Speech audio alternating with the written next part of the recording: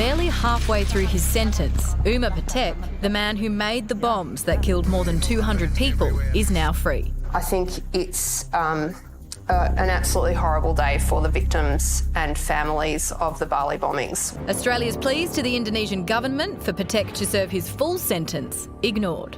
We don't control the Indonesian justice system, and that is the way of the world. It's been 20 years since the horrific Bali nightclub attack that killed 88 Australians.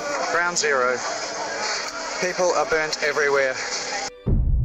Patek was a member of terrorist group Jemaah Islamiyah, responsible for building the car bomb that detonated outside the Sari nightclub.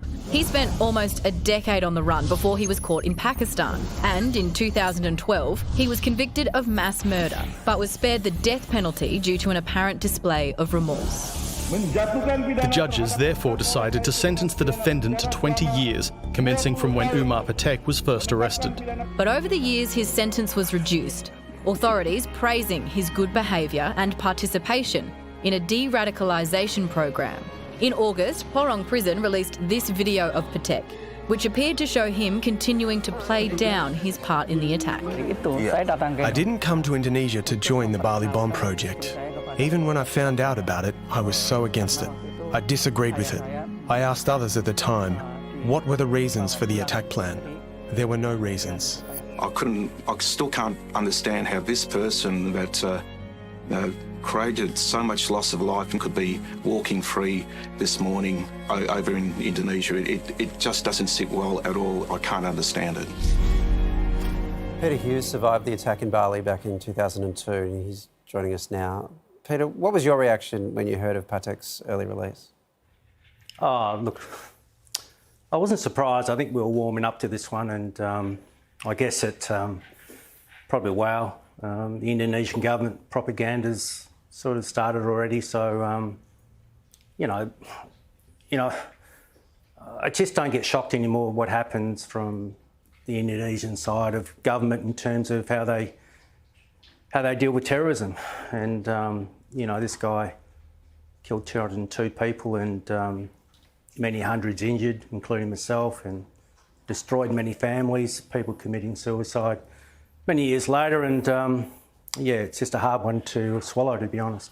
When you remember back to the sound of that bomb going off and then you realise that the person who built it and his hands were on it, how does that make you feel?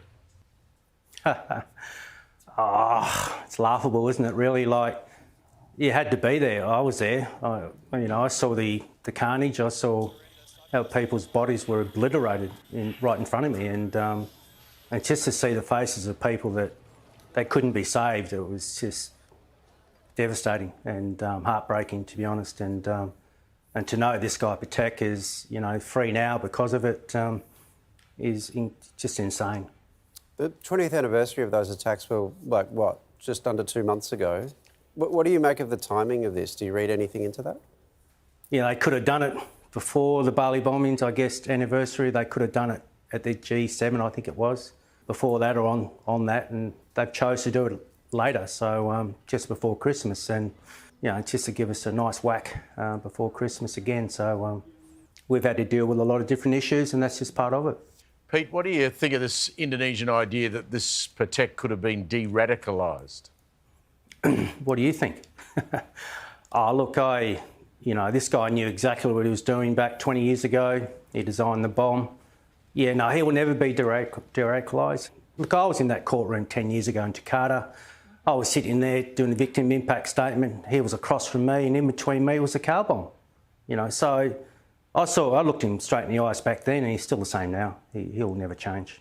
The worst thing is you have to get dragged back through it all the time. Can I just ask you about what your feelings are in regard to what our government, the Australian government, has done in terms of trying to convince the Indonesians not to let him out? I don't think they can do much. Look, I'll be honest. You've got to sit in our space a bit and see what I saw and see the families that lost their loved ones. They think differently. Like, this is 20 years on. And in that time, a lot of people have had to put up with a lot of different things. There's been people's families that have committed suicide because they can't deal with it.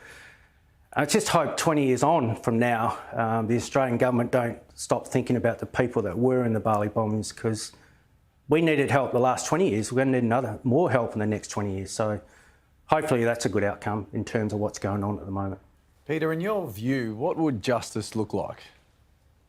Oh, well, he'd have the death penalty, in my view, for sure. That's justice, yeah.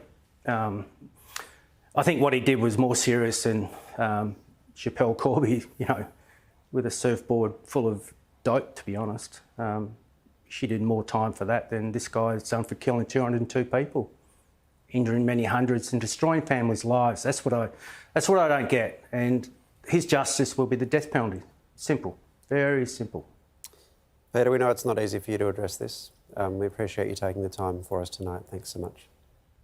No, I appreciate it. No, I appreciate it. Thank you. And another important reminder, if you need some help for any reason, crisis support is available 24/7 through Lifeline 13 11 14.